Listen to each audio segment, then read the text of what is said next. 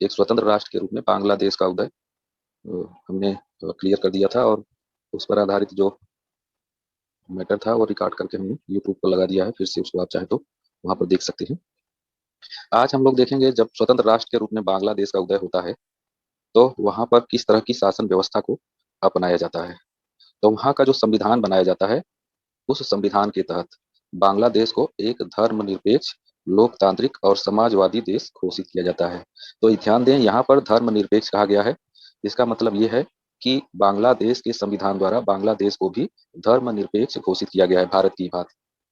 पाकिस्तान धर्म सापेक्ष है लेकिन बांग्लादेश धर्मनिरपेक्ष है।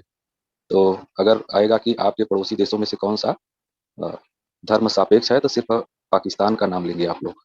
बांग्लादेश पर आप लोगों को संदेह होगा, लेकिन बांग्लादेश धर्मनिरपेक्ष है। फिर उसके बाद दिया गया है कि 1975 में संविधान में वहाँ संशोधन किया जाता है।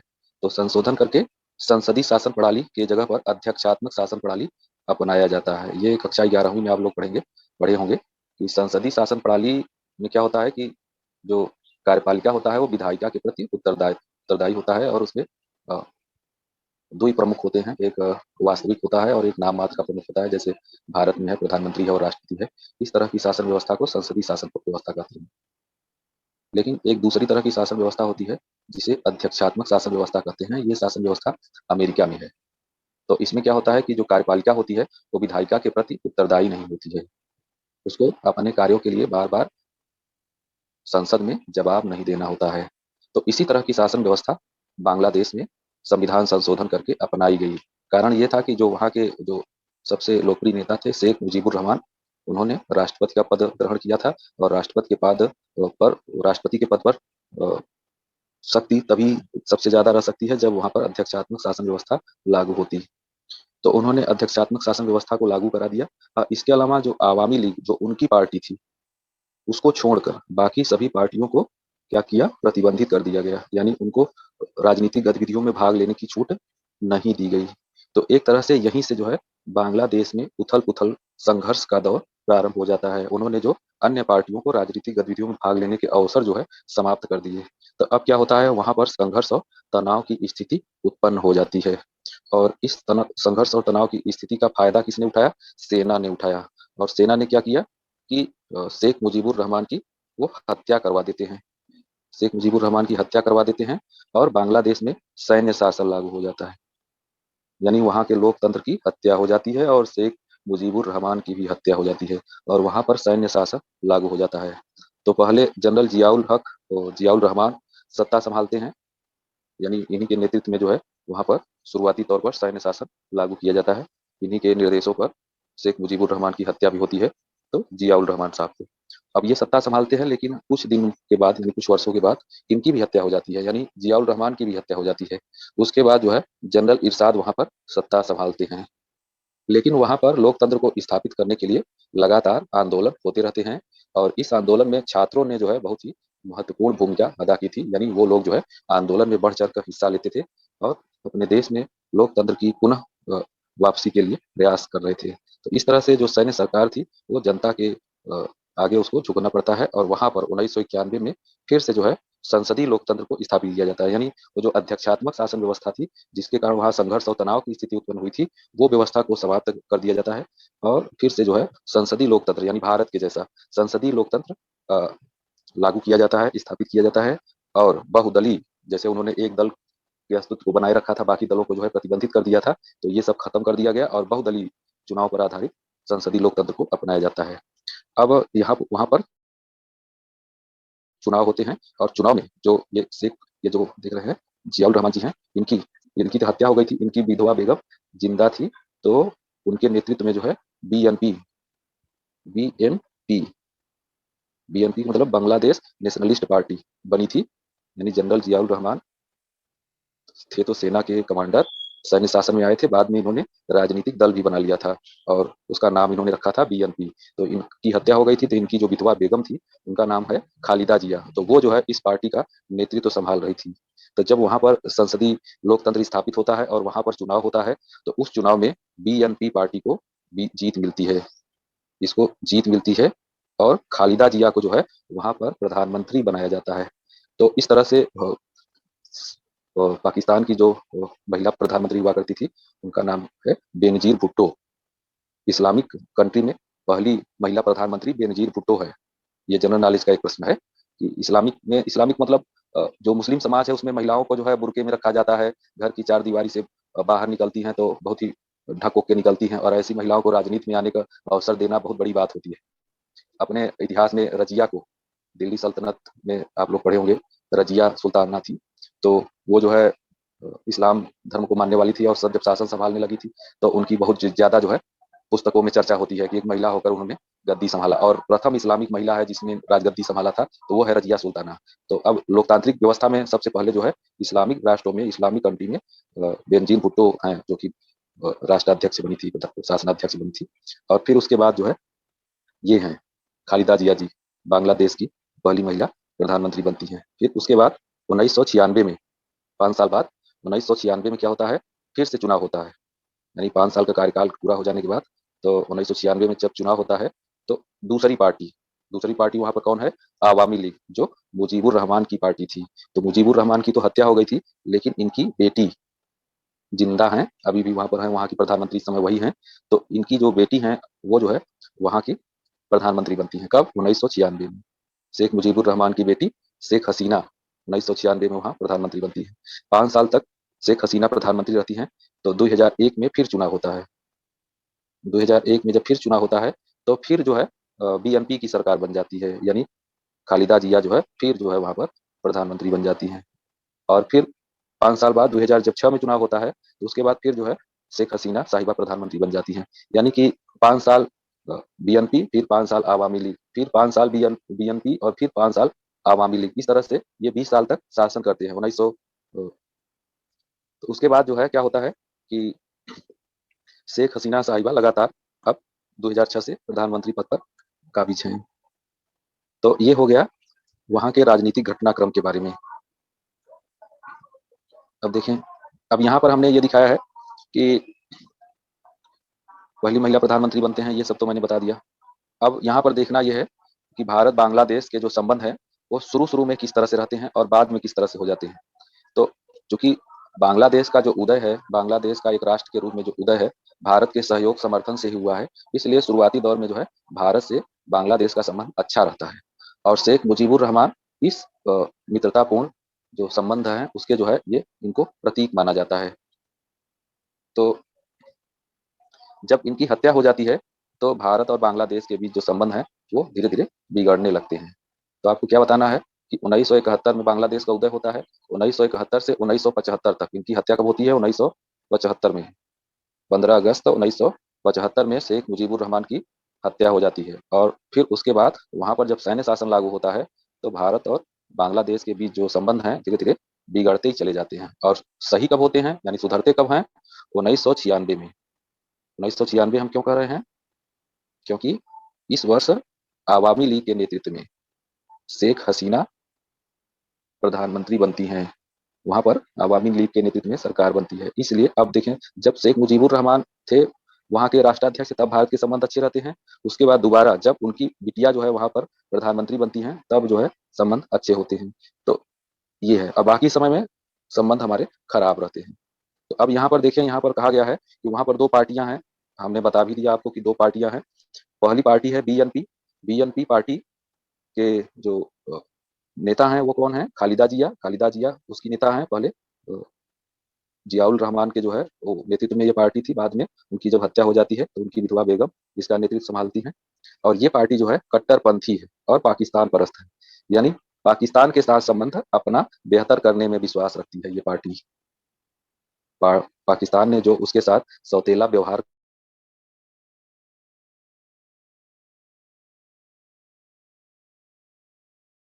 ये जो दूसरी पार्टी है ये धर्मनिरपेक्ष है और भारत समर्थक है। जस्ट उसका उल्टा, कट्टरपंथी का उल्टा होगा धर्मनिरपेक्ष, और पाकिस्तान परस्त का उल्टा होगा भारत समर्थक। तो दोनों की विचारधारा में ये जो है अंतर है। तो अब आवामी लीग की जो मुखिया है वो है शेख हसीना।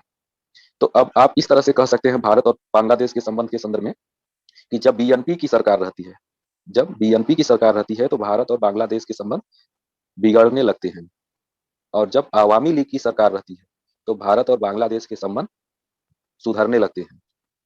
तो वर्तमान में किसकी सरकार है? वर्तमान में आवामी लीग की सरकार है। कब से है ये? 2006 से है। 2006 से लेकर आज तक बांग्लादेश में आवामी लीग की सरकार है। इसलिए कोई जो है भारत विरोधी बातें नहीं देखने को मिल रही हैं।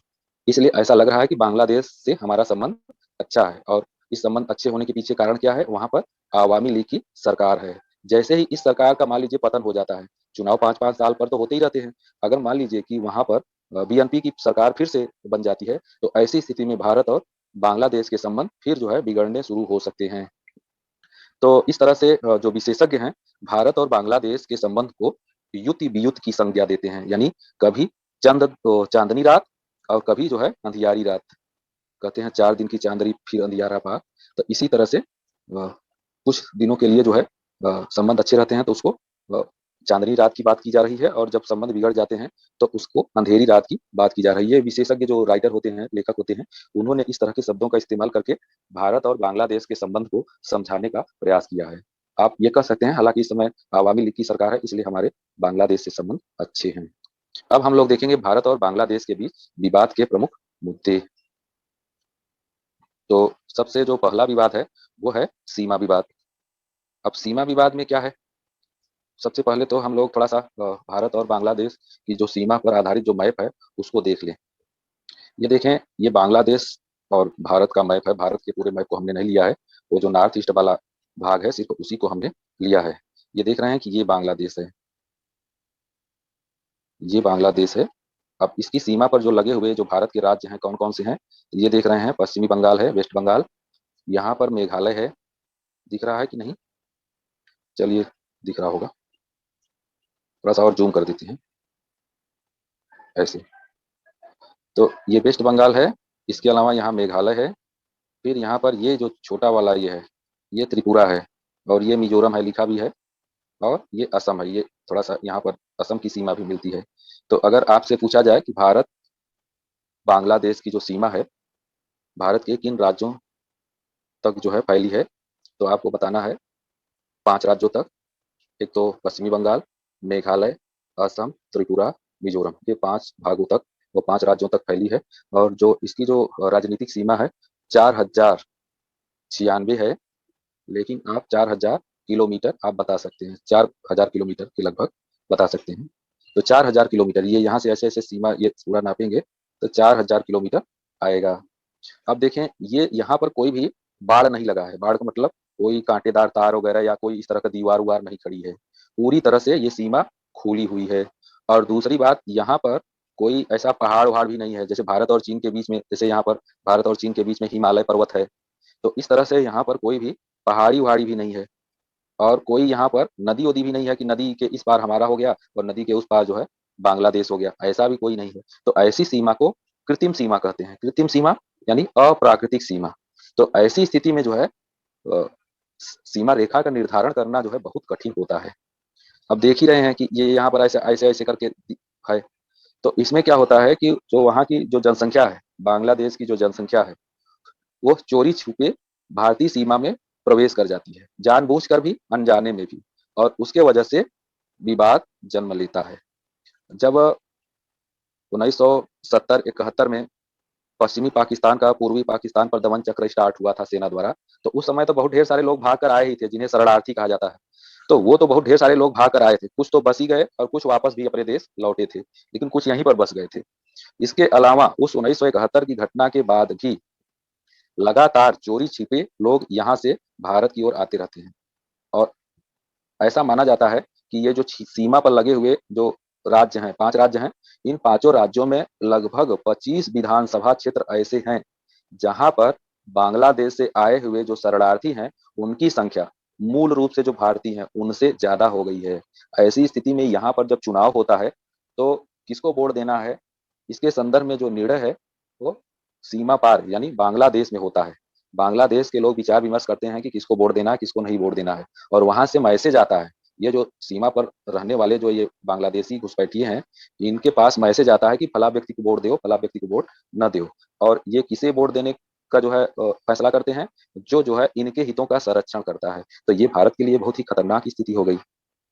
और अब जो यहाँ के जो स्थानीय लोग हैं, जो यानी मूल रूप से भारतीय लोग हैं, वो लोग इनसे जो है ईर्ष्या भाव रखते हैं। उनको लगता है कि इनके आने से जो हमारे अधिकार हैं वो सीमित हो गए हैं, तो वो लोग इनसे ईर्ष्या भाव रखते हैं। तो इसके वजह से कभी कभी क्या होता है, ये जो क्षेत्र हैं जहाँ पर ये बांग्लादेशी घुसपैठिए आके रह रहे हैं, ऐसे क्षेत्रों में क्या होता है, कभी कभी सांप्रदायिक दंगा उत्पन्न हो जाता है। सांप्रदायिक इसलिए कह रहे हैं कि जो बांग्लादेश से लोग आए हुए हैं वो ज्यादातर इस्लाम को मानने वाले हैं, और जो भारतीय मूल के जो लोग हैं वो ज्यादातर हिंदू हैं, हिंदू धर्म को मानने वाले हैं। तो ऐसी स्थिति में इसको सांप्रदायिक नाम दिया जाता है, सांप्रदायिक दंगा का नाम दिया जाता है। हालांकि वो सांप्रदायिक कम, एक देश का दूसरे देश के विरुद्ध जो है ये दंगा कहा जा सकता है, क्योंकि वे बांग्लादेशी हैं और जो यहाँ के लोग हैं वो भारतीय हैं, इसलिए दंगा, लेकिन उसको सांप्रदायिक दंगा का नाम दिया जाता है। और जब सांप्रदायिक दंगा का नाम दिया जाता है तो दंगा इस क्षेत्र में होता है, लेकिन उसका प्रभाव भारत के अन्य क्षेत्रों में भी शुरू हो जाता है।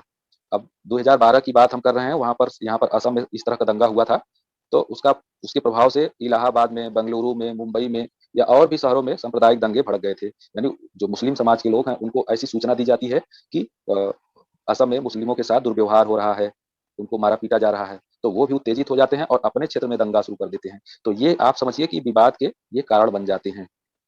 तो हमने जो है बता दिया कि ये जो सीमा विवाद है, ये 4,000 किलोमीटर जो सीमा है, इसमें से कुछ क्षेत्रों का तो सीमांकन ठीक से हो गया है, लेकिन कुछ क्षेत्रों का सीमांकन अभी ठीक ठाक हुआ ही नहीं है। और दूसरी बात देख रहे हैं कि यहाँ नीचे की तरफ, यहाँ पर समुद्री सीमा भी है ये।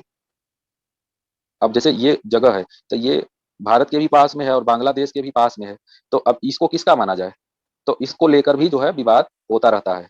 इस इसी तरह के जो विवाद हैं उसमें एक विवाद है न्यू मूर द्वीप विवाद। न्यू मूर द्वीप विवाद जो है, यहाँ पर समुद्र के अंदर एक छोटा सा द्वीप है, वो भारत के कब्जे में है, लेकिन जो है बांग्लादेश कहता है कि कभी कभी कि नहीं ये मेरा है। एक बार जो है यहाँ पर उसने अपना समुद्री बेड़ा भी भेजा था, नौसैनिक भेजे थे, जहाज भेजे थे, तो भारतीय सेना एक्शन में आ गई थी और उसकी वजह से जो है टकराव जैसी स्थिति बनी थी। लेकिन बाद में जब जनरल इरशाद साहब जो है सत्ता संभाले थे, तो उनको लगा कि नहीं, भारत से जो है मुकाबला करना ठीक नहीं है, तो उन्होंने अपनी सेना को वापस ले लिया था, तो विवाद शांत हो गया था। कहा जा रहा है अब इस समय की ये जो द्वीप है इस समय पानी में डूब गया है, तो उसकी वजह से विवाद अभी ठंडा हो गया है, लेकिन मान लीजिए पानी से कभी फिर बाहर निकलता है तो फिर विवाद को जन्म ले लेगा। तो ये हम जो है उसकी सीमा को आपको दिखा दिए हैं। अब फिर इसके देखते हैं और क्या मैटर है। तो सीमा विवाद के बारे में हमने बताया। फिर उसके बाद है नदी जल विवाद। नदी जल विवाद, तो जिस तरह से भारत और पाकिस्तान के बीच नदी जल विवाद है, वैसे ही यहाँ पर भी नदी जल विवाद है। क्यों? क्योंकि कुछ नदियां ऐसी हैं जो भारत में उनका उद्गम स्थल है, भारत में वो पहले बहती है और उसके बाद फिर वो बांग्लादेश में प्रवेश करती है। तो भारत जब उन नदियों का पानी ज्यादा यूज करने लगता है या उस पर कोई भी परियोजना स्थापित करने का प्रयास करता है, तो बांग्लादेश आपत्ति जाहिर करता है। तो इसके कारण जो है नदी जल विवाद उत्पन्न हो जाता है। तो ऐसे ही विवादों में एक फरक्का बांध विवाद है, तीस्ता नदी जल विवाद है, फेनी नदी जल विवाद है और तिपाई मुख परियोजना है, जिसमें से एक ये जो फरक्का फरक्का जो बांध विवाद है ये सुलझा लिया गया है। फरक एक ये है बसाहटों की समस्या। बसाहटों की समस्या, तो बसाहटों की समस्या क्या है, ये थोड़ा सा कठिन माना जाता है, लेकिन मैप के माध्यम से मैं आपको समझाने का प्रयास करता हूँ, थोड़ा ध्यान देंगे। ये मैप है आपका भारत और बांग्लादेश का। अब ये देखें, ये आपका ये बिहार वाला चित्र है, ये बिहार वाला चित्र है। यहाँ पर ही आजादी के पहले की बात हो रही है। यहाँ पर एक राजा रहते थे और ये जो राज्य था उसका नाम था कूच बिहार। कूच बिहार लिख देते हैं, कूच बिहार। बिहार जो है आजादी के बाद का है शब्द। उस समय यहाँ पर कूच बिहार हुआ करता था। और यहाँ पर बांग्लादेश में एक जगह था जहाँ के राजा को रंगपुर, जगह का नाम था रंगपुर। रंगपुर, तो ये रंगपुर के राजा और कूच बिहार के राजा आपस में जो है ये पासे का खेल खेला करते थे। जैसे महाभारत में दिखाया है, युधिष्ठिर वगैरह और कौरवों के बीच में पासे का खेल हो जाता है और युधिष्ठिर अपना सब कुछ हार जाते हैं। तो उसी तरह का ये दोनों जो राजा हुआ करते थे, कूच बिहार के राजा और रंगपुर के राजा, ये आपस में जो है पासे का खेल खेला करते थे। और जब पासे का खेल खेलते थे तो ये जो बांग्लादेश के, ये जो रंगपुर के जो राजा थे, ये अपना कोई गांव, मान लीजिए ये कोई गांव है और इसको इन्होंने दांव लगा दिया, दांव पर लगा दिया। आप लोग महाभारत अगर देखे होंगे तो उसमें उन्होंने शुरू शुरू में गांव ही लगाए थे, पहले अपने सोना चांदी घर के वो जो चीजें थी वो सब लगाए थे, बाद में गांव लगाना शुरू कर दिए थे। तो ये अपना मान लीजिए ये अपना गांव दांव पर लगा दिए और गांव दांव पर लगा दिया और दांव पर जो है गांव को हार गए। तो ऐसी स्थिति में ये गांव किसका हो जाएगा? कूच बिहार का हो जाएगा। और इसी तरह से मान लीजिए ये जो कूच बिहार के राजा है, ये यहाँ पर कोई गांव है, इस गांव को दांव पर लगा दिए और दांव हार गए, तो ये गांव किसका हो जाएगा? रंगपुर का हो जाएगा। तो इस तरह से ये अ, इसकी यानी जो कूच बिहार के कई कई गांव जो है किसके पास आ गए थे? रंगपुर के। और रंगपुर के कई गांव जो है कूच बिहार के पास चले गए थे। तो ये जो है, तब तक तो ठीक था, उस समय कोई दिक्कत नहीं था, पूरा भारत एक ही था, यानी ये भी भारत था, ये भी भारत था। लेकिन जब 1947 में भारत का विभाजन हो गया, तो ये जो रंगपुर वाला क्षेत्र है ये पूर्वी पाकिस्तान में चला गया, और जो कूच बिहार वाला क्षेत्र है ये भारत में चला गया। तो अब इसका मतलब ये हुआ कि भारत के कुछ गांव बांग्लादेश में चले गए, यानी पूर्वी पाकिस्तान में चले गए, और पूर्वी पाकिस्तान के कुछ गांव भारत में आ गए। तो इन्हीं गांवों को जो है बसाहट कहा जाता है या अंतः क्षेत्र कहा जाता है। और इसकी समस्या जन्म ले ली। अब क्या करें, यानी कि भारत की सीमा के अंदर बांग्लादेश की गांव है और बांग्लादेश के लोग रहते हैं, और बांग्लादेश की सीमा के अंदर भारत के गांव हैं और भारत के लोग रहते हैं। तो अब वो अपने मुख्य भूमि पर आने जाने में उनको दिक्कत होती थी, ये सब समस्याएं थी। तो इस समस्याओं को जो है दूर करने के लिए कई चरण की वार्ताएं हुई, लेकिन सफलता उसमें नहीं मिल रही थी। कारण यह है नागरिकता वगैरह उनको कैसे दिया जाए, या जमीन की अदला बदली हो कि सिर्फ वहाँ के लोगों की अदला बदली हो, इस पर पूरी तरह से निर्णय नहीं हो पा रहा था। तो बताते हैं कि एक सर्वे कराया गया, तो सर्वे में ये बात निकल कर आई कि जो बांग्लादेश की सीमा के अंदर भारतीय गांव हैं, वहाँ पर जो रहने वाले लोग हैं वो बांग्लादेश में ही शामिल होना चाहते हैं, और जो भारत की सीमा के अंदर बांग्लादेश के गांव हैं वहाँ पर रहने वाले लोग वो भारत में शामिल होना चाहते हैं। तो ये समझौता किया गया मोदी जी के कार्यकाल में, 2015 में समझौता किया गया कि जितनी भी बसाहटें बांग्लादेश की भारत में है वो सब भारत की उनको मान लिया जाए, और जो भारत की बसाहटें बांग्लादेश में है वो सब बांग्लादेश का मान लिया जाए। तो संख्या जो है बांग्लादेश की बसाहटें भारत में कम थी, भारत की बसाहटें जो है बांग्लादेश में ज्यादा थी। तो इस समझौते से बांग्लादेश को फायदा ज्यादा हुआ, लेकिन फिर भी भारत ने उदारता दिखाकर इस समझौते को पूरा किया, और ये बिना किसी बड़े विवाद का रूप लिए ये समझौता हो गया। और इसके बाद संविधान में संशोधन किया गया। तो जो संशोधन विधेयक था वो 119 था, लेकिन जब वो बिल बन गया, यानी वो बिल बन गया कर रहे हैं, अधिनियम बन गया, एक्ट बन गया, तो वो जो है 100 हो गया। तो आपसे अगर पूछा जाए कि 100वां संविधान संशोधन क्या है, तो आप यही बताएंगे कि भारत और बांग्लादेश के बीच जो बसाहटों की अदला बदली से संबंधित जो समझौता हुआ था, तो उस समझौते को लागू करने के लिए संविधान में संशोधन किया गया था, और वही संविधान संशोधन 100 यानी संविधान संशोधन है। तो ये आपकी जो है बसाहटों की समस्या सॉल्व हो गई। अब देखते हैं, फिर लिखा है अवैध घुसपैठ। अवैध घुसपैठ की बात हमने बता ही दिया है कि भारत की सीमा में बांग्लादेशी लोग अवैध रूप से घुसपैठ करते रहते हैं, जिसकी वजह से बांग्लादेश से आए हुए घुसपैठियों की जो संख्या है भारत में बहुत ज्यादा हो गई है। इसे जो है वापस भेजने के लिए भारत ने एक जो है नागरिकता कानून पारित किया है, जिसके कारण जो है भारत में मुस्लिम समाज के लोग इसका बहुत ज्यादा विरोध कर रहे थे। पिछले साल बहुत ज्यादा जो है इस पर आंदोलन वगैरह हुए थे। आप लोग अगर थोड़ा जागरूक होंगे तो समाचार पत्रों वगैरह में, टीवी चैनल वगैरह पर देखे होंगे। कोरोना के कारण जो है ये जो आंदोलन था उसको समाप्त किया गया था, नहीं तो दिल्ली में बहुत दिनों तक लंबा जो है ये आंदोलन चल रहा था। तो वही मामला है। फिर तस्करी की समस्या है। तस्करी का मतलब जो बांग्लादेश के लोग सीमा पर है वो भारत सीमा के अंदर जो है वो तस्करी करते हैं। तस्करी में विशेषकर जो है नशीले पदार्थों की तस्करी वगैरह करते हैं। तो ये है। न्यू मूरदीप भी हमने बता दिया है, ये मैप है। इसके बाद हमने बताया, इसमें लिखा है चीन फैक्टर। चीन फैक्टर का मतलब यह है कि अपनी मोतियों की माला नीति के तहत चीन जो है बांग्लादेश के चटगांव बंदरगाह पर अपना सैन्य बेस स्थापित कर रहा है, जो भारतीय हितों के प्रतिकूल है। इसलिए भारत लगातार अपनी चिंता जाहिर करता रहता है कि बांग्लादेश की धरती पर चीन का ये घुसपैठ सही नहीं है। लेकिन चूंकि बांग्लादेश गरीब देश है, इसलिए उसे आर्थिक सहायता की जरूरत है, और चीन इसी तरह की आर्थिक सहायता को देकर बांग्लादेश को अपने पक्ष में करने का प्रयास कर रहा है। अगर ऐसा होता है तो भारत बांग्लादेश के संबंध बिगड़ते हैं। तो ये भी एक फैक्टर है जिसकी वजह से भारत और बांग्लादेश के संबंध प्रभावित होते हैं। इसके अलावा यहाँ पर लिखा है नॉर्थ ईस्ट में सेना जाने के लिए रास्ता उपलब्ध नहीं कराता है। इसके लिए हम थोड़ा सा मैप के माध्यम से ही बताते हैं। यहाँ पर देखें, नॉर्थ ईस्ट, ये इन इन राज्यों को नॉर्थ ईस्ट कहा जाता है। ये भारत के यहाँ पर 7 राज्य हैं, इसीलिए इनको सेवन सिस्टर स्टेट कहा जाता है। अगर मान लीजिए कि भारतीय सेना को यहाँ पर जाना है, मान लीजिए यहाँ पर पश्चिमी बंगाल के कलकत्ता के आसपास यहाँ पर भारत की कोई सैन्य टुकड़ी है, अब उसको जो है मूव करना है कहाँ पर, अरुणाचल प्रदेश में, क्योंकि ये इसके बाद यहाँ पर चीन की सीमा लगती है। तो यहाँ पर मान लीजिए कोई जो है युद्ध जैसी परिस्थिति बन रही है, या कोई विवादास्पद स्थिति बन रही है, तो ऐसी स्थिति में मान लीजिए कि इस सैनिक टुकड़ी को यहाँ पर भेजना है। यहाँ पर भेजना है तो भेजने के लिए भारत के पास रास्ता क्या है अभी, ये ऐसे ऐसे ये पतला सा, ये यहाँ से ऐसे ये पतला सा रास्ता है, और इसी रास्ते से ऐसे हम भेज सकते हैं। क्यों? क्योंकि ये इतना एरिया तक तो कौन है, बांग्लादेश है। तो भारत चाहता है कि आप अगर हमारे सैनिक अगर इधर जाना चाह रहे हैं तो ऐसे इनको जाने का जो है अवसर दिया जाए। या मान लीजिए यहाँ पर कौन है, म्यांमार है। म्यांमार भी भारत के खिलाफ कभी कभी खुराफात करता रहता है, वहां पर सैन्य शासन लागू हो गया है। तो मान लीजिए कि यहाँ पर जो है कोई जो है सैनिक गतिविधि को अंजाम देना है, यहाँ पर सेना को भेजना है, तो अब ये देख रहे हैं कि ऐसे ऐसे सेना आएगी, तो ये यहाँ से सेना ऐसे आएगी तो बहुत टाइम लगेगा। तो भारत चाह रहा है कि ये ऐसे सेना भेज दिया जाए, बांग्लादेश की जमीन से सेना भेज दिया जाए हम। लेकिन वो जो है बांग्लादेश अपनी जमीन से नॉर्थ ईस्ट के क्षेत्रों में भारतीय सेना को जाने के लिए रास्ता नहीं देता है। ये विशेष जो है समस्या है। दूसरी बात यह है कि बांग्लादेश में प्राकृतिक गैस के भंडार हैं। तो वो प्राकृतिक गैस भारत चाहता है कि जो तुम्हारी जरूरत से अधिक है वो हमको सप्लाई कर दो, निर्यात कर दो हमारे देश में, हमारे उपयोग में आ जाएगा। तो ये भारत को नहीं देता है, अन्य देशों को देगा लेकिन भारत को नहीं देता है।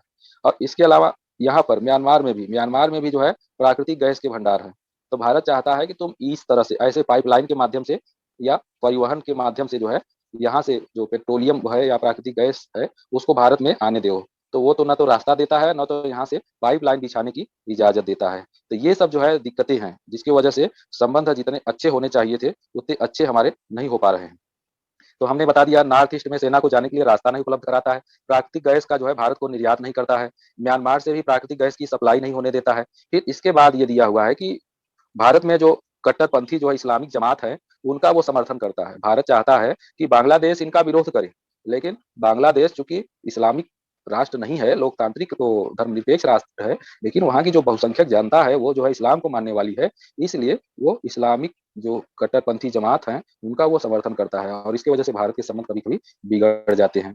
और देखिए इतना भारत के खिलाफ जो है जहर उगलता रहता है, लेकिन इसके बावजूद यहाँ पर लिखा है कि भारत के ऊपर कुछ आरोप भी लगाता है। भारत को आरोप लगाना चाहिए लेकिन वो खुद भारत पर आरोप लगाता है। क्या आरोप लगाता है?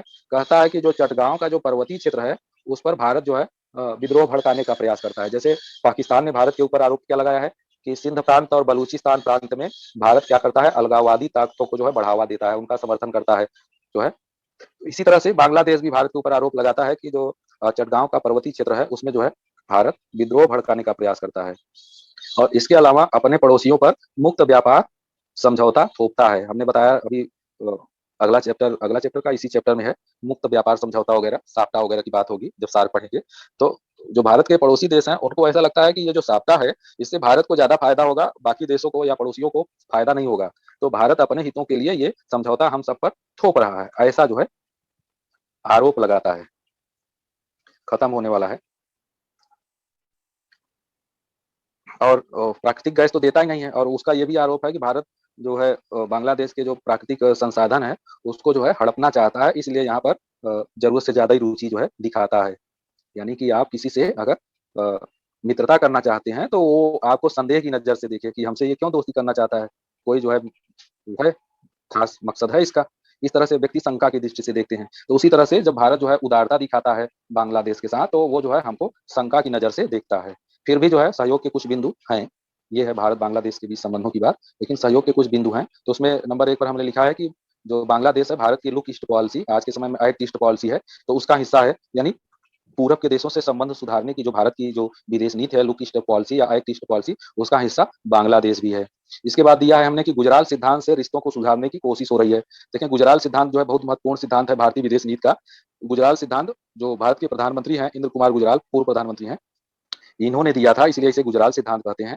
इसके अनुसार हमें बिग ब्रदर की भूमिका निभानी चाहिए। बिग ब्रदर मतलब बड़ा भाई, यानी हमारे जो पड़ोसी हैं वो हमारे छोटे भाई हैं और हम बड़े भाई हैं। तो जिस तरह से बड़े भाई का छोटे भाइयों के साथ व्यवहार होता है उसी तरह का व्यवहार भारत को अपने पड़ोसियों के साथ करना चाहिए और उनकी छोटी मोटी गलतियों को भूला के संबंध सुधारने के लिए प्रयास करना चाहिए और उनके द्वारा पहल का इंतजार नहीं करना है बल्कि हमको खुद रिश्तों को सुधारने के लिए पहल करना है। तो गुजराल सिद्धांत के तहत ही हम लोग आगे बढ़ रहे हैं, अपने पड़ोसियों से रिश्तों को सुधारने की कोशिश कर रहे हैं। तीसरा पॉइंट है बांग्लादेश द्वारा पूर्व प्रधानमंत्री श्रीमती इंदिरा गांधी व अटल बिहारी वाजपेयी को स्वाधीनता सम्मानना सम्मान दिया गया है। स्वाधीनता सम्मानना वहां बांग्लादेशी शब्द है। स्वाधीनता सम्मानना का मतलब है कि जो भारत के प्रधानमंत्री उस समय इंदिरा गांधी थी उनको और उस समय अटल बिहारी वाजपेयी जी जो है उस समय एक सांसद के रूप में थे, तो वो इन लोगों ने जो है भारत की तरफ से जो है काफी मदद पहुंचाई गई थी बांग्लादेश को स्वतंत्र कराने में। बांग्लादेश के उदय में इंदिरा गांधी का रोल तो मुख्य रूप से सभी लोग जानते हैं, लेकिन अटल बिहारी वाजपेयी जी का भी उसमें रोल था। एक सांसद के तौर पर उस समय वो कार्य कर रहे थे। तो इन दोनों का जो है बढ़िया रोल था, इसलिए इनको जो है बांग्लादेश सरकार ने स्वाधीनता सम्मानना सम्मान दिया है। इसके बाद चौथा पॉइंट है कि भारत की धरती से भारत विरोधी बांग्लादेश की धरती से भारत विरोधी जो गतिविधियां हैं वो अब कम हुई हैं। 2006 से शेख हसीना साहिबा की जब से सरकार बनी है तब से बांग्लादेश की धरती से भारत विरोधी गतिविधियां जो है अब कम हो गई हैं। तो इस तरह से आज हम लोग भारत बांग्लादेश के संदर्भ में सारी बातें देखे हैं। आप अपने किताब को पढ़ेंगे तो सारी बातें स्पष्ट हो जाएंगी और नोट्स वगैरह भी वहां से देख सकते हैं, जो लिंक हमने आपको प्रोवाइड किया है।